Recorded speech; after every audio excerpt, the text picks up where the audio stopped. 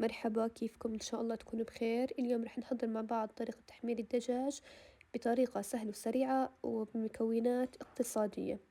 أول إشي رح نبلش بالمكونات. رح نحتاج لخل أبيض، ولدبس الرمان، ولزيت الزيتون، ولصوص البندورة، وللبن الرايب، والفلفلة والتومة.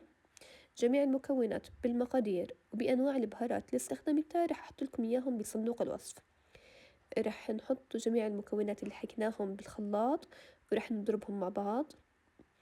بعدها بنجهز خليط نقع الدجاج. طبعا هذا الخليط كثير منيح للدجاج وبخلصني من الزفرة اللي بتكون موجودة لحد العظم. تخيلوا. أول إشي رح نحتاج خل أبيض، ولورق الليمون والقرفة وإكليل الجبل وملح ومي. بنترك فيه الدجاجة من